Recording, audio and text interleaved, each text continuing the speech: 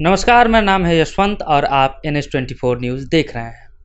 2022 में उत्तर प्रदेश में चुनाव है विधानसभा का और लगातार NH ग्राउंड रिपोर्ट आप तक पहुंचाने की कोशिश कर रही है। इसी बीच हम आपकी मुलाकात बाराबंकी जनपद के पूर्व विधान पार्षद श्री हरगोविंद सिंह जी से कराएंगे और ये जानने की कोशिश करेंगे कि जनपद में और प्रदेश की राजनीति में भारतीय जनता पार्टी की इस चुनाव में क्या स्ट्रेटजी है, सर की आगे की चुनावी राजनीति और रणनीति क्या है। इन तमाम विषयों पर सर की हमारे साथ बातचीत होगी। सबसे पहले सर आपका बहुत बहुत स्वागत है हमारे चैनल पे। धन्यवाद सर। शुरुआत सर हम इस बात से करेंगे कि उत्तर प्रदेश में चुनाव है और आप पूर्व हैं अभी जी।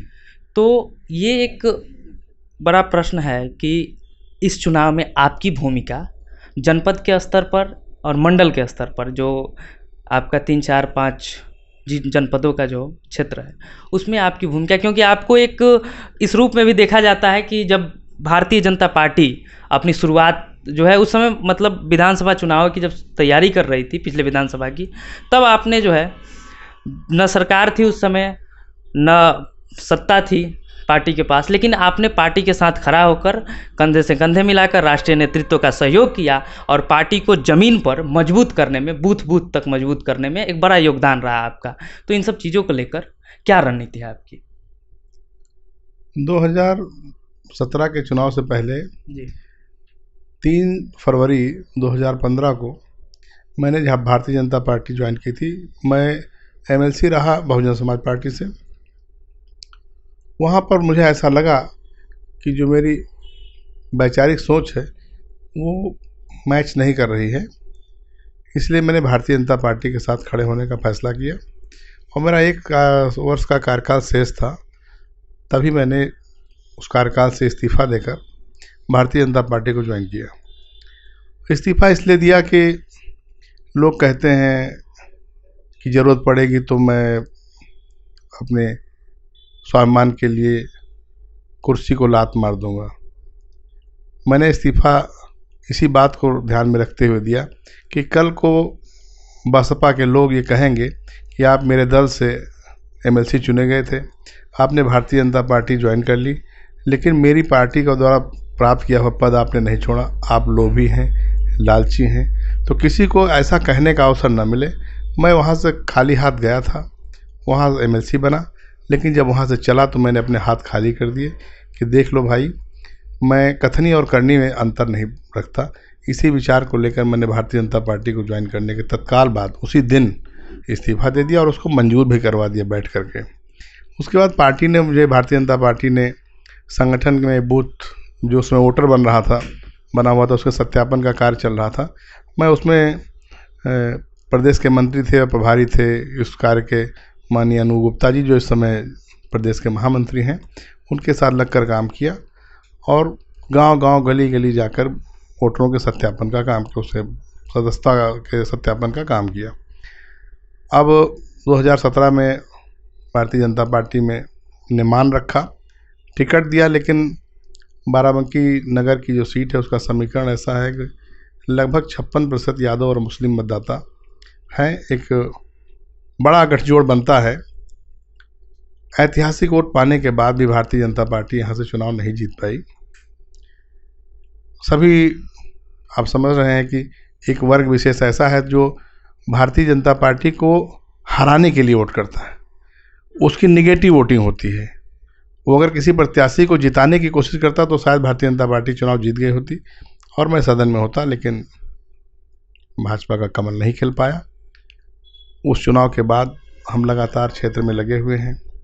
भारतीय जनता पार्टी ने जो अभियान चलाए, जो कार्यक्रम दिए, उसमें सब में पूरी मजबूती के साथ, पूरी निष्ठा, ईमानदारी के साथ रात दिन एक करके काम कर रहा हूँ। इस समय हमारे पूरे प्रदेश में बूथ सत्यापन का काम चल रहा है। उसी कार्यक्रम से कल ही उसका अभियान का पूरा हुआ है। हमने अपने अभियान को पूरा किया है। आज शाम को बैठक भी है। सर, विधानसभा चुनाव है अगले साल और बहुत ज़्यादा समय शेष भी नहीं रह गया है। आप यहाँ पर चुनाव भी लड़े थे सदर विधानसभा से। इस बार चुनाव में दावेदारी है आपकी पार्टी में दावेदारी टिकट के लिए आप कर रहे हैं, या इस बार जो है आप संगठन के लिए काम करेंगे? इस बार मैं अपने फिर पुराने चुनाव एमएलसी को लड़ना चाहता हूं। जी। अगर पार्टी टिकट देगी तो एमएलसी का चुनाव लड़ेंगे। अगर पार्टी समझेगी कि मुझे संगठन में काम करना चाहिए तो जो निर्देश मिलेगा वहाँ पर काम करेंगे। पार्टी जहाँ मेरा बेहतर उपयोग कर पाएगी मैं उसके लिए तैयार हूँ। मतलब पूरी दावेदारी, आगे का भविष्य पार्टी के जो आदेश होंगे उनके आधार पर आपकी आगे की रणनीति तय होगी। बिल्कुल, पार्टी में है तो पार्टी का निर्देश और पार्टी कैसे आगे बढ़े, पार्टी कैसे सरकार में आए। जब तक हम सरकार में नहीं आएंगे अपना एजेंडा, अपनी नीतियां कैसे लागू करेंगे। कल्याणकारी राज्य की अवधारणा पर चलने वाली हमारी भाजपा की सरकार, उसके संकल्प को कैसे पूरा कर पाएंगे, ये हमारी पहली प्राथमिकता है। पार्टी जहां भी जैसे भी मेरा उपयोग करना चाहेगी मैं पार्टी के साथ खड़ा हूँ। सर, आपको एक जनप्रिय नेता के रूप में देखा जाता है। जब हम यहाँ आए आपसे मिलने के लिए, इस बातचीत से पहले जब हम बैठे हुए थे तो भी हमने देखा कई लोग जो है आए हुए थे, कुछ उनकी चीज़ें थी, आपने बड़े आसानी से बात किया। और कई बार ये होता है ना कि जब नेता जो है सिटिंग नहीं रहते हैं तो उनको ये रहता है कि हमारे पास तो कुछ है नहीं, तो वो इसलिए बचना चाहते हैं। या फिर जब सिटिंग रहते हैं तो उनके अंदर ये चीज़ें आ जाती हैं कि हम जो है वीआईपी हो गए हैं। लेकिन ये चीज़ें जो है आप में बड़ा एक सामान्य सा आपका जो रिश्ता है लोगों के साथ, तो इसमें इसको आप मतलब एक होता है ना कि मज़े के साथ किस रूप में आप देखते हैं इसको? आनंद इसमें आता है या क्या है? गांव का बेटा हूँ जी। सबके दुख दर्द को जानता हूँ और कभी भी अपने आप को किसी से ऊपर नहीं समझा, हमेशा डाउन टू अर्थ रहा। ये सारे हमारे अपने लोग हैं। जो भी मेरे पास आता है मुझ में उसको बड़ा विश्वास होता है तभी वो मेरे पास आता है। और ऐसी परिस्थिति में हम कतई उसको ये नहीं कहेंगे कि मैं कुछ नहीं कर सकता। मैं पद पे रहूं या ना रहूं, सारे अधिकारी और कर्मचारी जिनको काम करना है वो जानते हैं कि कौन कह रहा है। मेरे बारे में लगभग सारे अधिकारियों को ये पता है कि मैं किसी भी प्रकार की ऐसी गतिविधि में संलिप्त नहीं रहता हूँ जो अवांछनीय हो। इसलिए मेरी बात को लगभग, मैं सत्ता में सरकार में तो हूँ लेकिन मैं स्वयं में पदाधिकारी नहीं हूँ, इस समय किसी भी सदन का मेंबर नहीं हूँ, फिर भी सभी मेरा सम्मान करते हैं। और जो भी जायज़ काम होते हैं, जो विद इन लॉ होते हैं, वो सारे काम वो मानते हैं और करते हैं। और यही विश्वास है कि आप देख रहे होंगे कि हर घंटे आधे घंटे के अंतर पर कोई ना कोई नया आदमी हमारे पास आ जाता है काम के लिए। ये उनका विश्वास है कि उनका है कि मेरे पास आते हैं तो वो उम्मीद करके आते हैं मैं काम करा दूंगा। और जितने जायज़ काम होते हैं लगभग मैं करा भी देता हूँ।